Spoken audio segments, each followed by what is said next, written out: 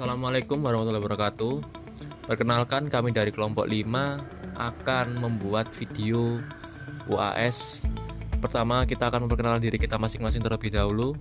Nama saya Raditya Naragatama dengan NPM akhir 158. Nama saya Rian Farel Aulia Tembu Bolon dengan NPM akhir 164. Nama saya Muhammad Azli Izafis dengan NPM akhir 141. Nama saya Muhammad Indra Bayu Lusmana dengan NPM akhir 117. Nama saya Andika Kurniasandi dengan NPM akhir 163.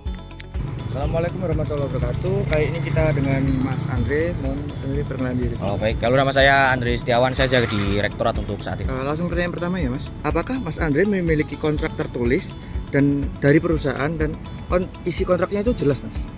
Oke, jadi untuk posisi kerja saya di sini itu outsourcing ya. Jadi perjanjian kerja kontrak itu pasti ada. Dan untuk masalah apa tadi, pemahaman apa? Isinya jelas. Isinya jelas, pasti jelas. Bagaimana komunikasi antar karyawan dengan manajemen tempat Mas Andre sekarang bekerja? Jadi dari saya sendiri, kalau kan kita kan di UPN ya kerjanya. Jadi hanya sebatas apa ya? Kalau sama PT itu memang orang PT nggak kesini, jarang kesini toh. Jadi lebih banyak ketemu sama klien yang di UPN. Jadi ya komunikasinya dengan orang-orang UPN. Jadi komunikasi Tetap tergolong baik. Apakah Mas Andre selama di lingkungan kerja ini merasa aman dan disupport gitu? Oke, untuk kerjaan ya pastinya nyaman. Dan saya kan juga suka komunikasi dengan mahasiswa, jadi tahu mahasiswa keluhnya apa, jadi biar komunikasi lancar. Untuk pekerjaan sendiri, apakah ada serikat pekerja di sini Mas? Enggak ada. Nggak ada. Untuk penyelesaian sengketa sendiri Mas, ketika ada masalah dengan pekerjaan, mungkin ada mediasi atau langsung PHK? Oh baik, untuk ada masalah ya, kalau ada problem itu nanti kita kan ada tingkatannya. Kalau saya kan masih anggota, jadi ada danru untuk setiap regunya, dan ada pimpinan yang paling tinggi juga yang dari UPN ke Pak Saiku. Nah itu nanti prosedurnya tetap kita ke danru menyelesaikan ke chief, nanti baru ke Pak Saiku atau yang paling atas di jabatan saat ini. Jadi ada urutannya? Ada sendiri? rentetannya. Nggak langsung PHK? Nggak langsung. Untuk jam kerja sendiri Mas, apakah jam kerja itu tergolong normal dalam sehari atau seminggu atau sering overtime gitu? Oh baik, untuk sistem kerja di UPN untuk tim pengamanan itu ada 2 shift. Jadi ada yang regu, ada yang masuk pagi malam, sama ada yang pagi aja.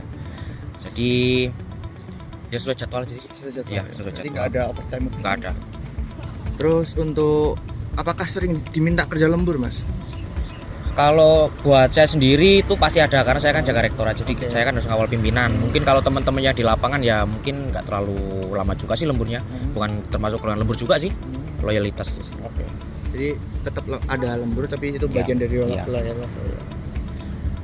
Untuk dalam seminggu sendiri apakah ada waktu istirahatnya Mas? Baik, ini kan saya kan regunya non shift, jadi saya masuknya mengikuti jadwal pegawai. Kalau Sabtu, Minggu dan tanggal merah saya libur. Kalau untuk yang lain 2 hari pagi, 2 hari malam, 2 hari libur. Oke. Jadi apakah jam kerja tersebut tergolong fleksibel dalam waktu masa kerjanya atau memang itu sudah terjadwal selama setahun, sebulan apa gimana? Jadi sistem kerja di UPN itu 12 jam. 12 jam? Ya, 12 jam. Oke, itu terjadwal benar. Terjadwal. Untuk jaminan sosial Mas, apa Mas Andre terdaftar dalam program jaminan kesehatan? Dan pastinya terdaftar karena PT juga kan memang wajib kan ya. Wajib membayar. Oke, itu jaminan maksudnya ketenagakerjaan. Ketenagakerjaan sama kesehatan. Kesehatan dua-duanya. Iya. Untuk jaminan lain Mas, untuk jaminan hari tua atau jaminan kecelakaan kerja? Oh, udah tertera di BPJS Ketenagakerjaan. Jadi satu sekarang. Untuk pembayarannya sendiri, apakah dari pihak PT itu teratur atau ada penunggakan gitu? Oh, pastinya teratur karena ada hukumnya juga kan kalau ada ketelatan pembayaran atau nanti kan resikonya juga ya ke pekerja juga ya. Jadi selama ini teratur ya Mas? Teratur aman semua, ya? teratur semua. Oke. Untuk manfaatnya sendiri, apakah Mas Andre pernah memanfaatkan benefit-benefit dari jaminan-jaminan tersebut Mas? Untuk saat ini masih belum ada karena untuk BPJS Ketenagakerjaan saya kan buat kecelakaan kerja aja. Oke. Jadi selama nggak ada problem di jalan, Alhamdulillah ya, belum ada. Belum ada. Untuk fasilitas lain Mas, mungkin insentif-insentif lain? Oh, kalau itu tergantung regu masing-masing ya, kita kan nggak tahu ya. Kalau saya sendiri kan memang jadwalnya masuk pagi aja, nggak ada masuk malam. Jadi hal-hal seperti itu kan kalau saya nggak ada. Kalau insentif di luar jaminan itu nggak ada ya? Oke, terkait upah sendiri Mas, apakah upah ini sesuai dengan upah minimum yang ada di Surabaya atau? Ya sesuai ya mungkin beda sedikit lah karena kan ada pajak juga ya. Jadi harus dipotong pajak. Ya. Apakah setiap gajian itu tepat waktu atau agak molor atau kecepatan? Mungkin kalau masalah gaji itu sesuai tanggal. Kalau saat ini kan tanggal 5 per tanggal 5. Jadi mungkin kalau tanggal 5-nya kena tanggal merah atau Sabtu, biasanya Senin sih. Untuk gaji itu sendiri itu apakah cuma hanya gaji pokok atau bagaimana rinciannya? Gaji sudah terhitung dari gaji pokok, lembur kayak lembur apa ya, Bu? Lembur berapa jam gitu aja sih. Enggak ada lain-lain, enggak ada. Untuk yang lain-lainnya misal tunjangan bonus itu enggak ada? Tunjangan bonus enggak ada. Apakah gaji yang Mas terima saat ini udah sesuai dengan apa yang Mas kerjakan? Kalau masalah itu pastinya sesuai kan ya. Yes. Alhamdulillah.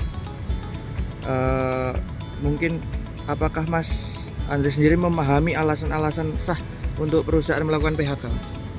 Kalau masalah PHK ini ya, kalau selagi nggak ada problem di perusahaan itu sendiri, mungkin kayak PHK nggak akan kena ke karyawan-karyawan atau buahnya sih. Untuk misal ketika di perjanjian kerja itu kan pasti ada sistem PHK-nya. Ya. Nah, sistem PHK-nya itu apakah ada peringatan terlebih dulu kah, atau ketika seorang pekerja membuat kesalahan tuh ada peringatan dulu atau gimana? Ya pasti ada SOP-nya, jadi ada peringatan 1, 2, dan 3. Peringatan 1, 2, dan 3 baru nanti Ya nanti baru di. Untuk ketika di PHK itu sendiri apakah ada tercantum dalam perjanjian kerja tersebut ada uang pasangon, uang kompensasi dan lain-lain? Kalau outsourcing yang saya tahu ya, itu kalau uang pesangon itu memang entah nggak ada atau memang ada, itu juga kurang paham juga ya saya. Jadi selama saya kerja kontrak itu ya memang terteranya gaji pokok, udah itu aja sih.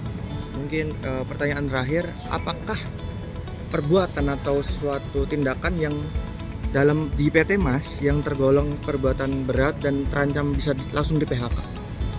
Mungkin apa ya, kalau itu bisa jadi keluar tanpa koordinasi kayak memutuskan kerja secara tiba-tiba, itu kayaknya bisa jadi hal seperti itu sih. Mungkin itu saja. Terima kasih Mas Andre telah meluangkan waktunya. Terima kasih teman-teman. Bila ada kurangnya mohon maaf. Wabillahi taufiq wal hidayah. Wassalamualaikum warahmatullahi wabarakatuh.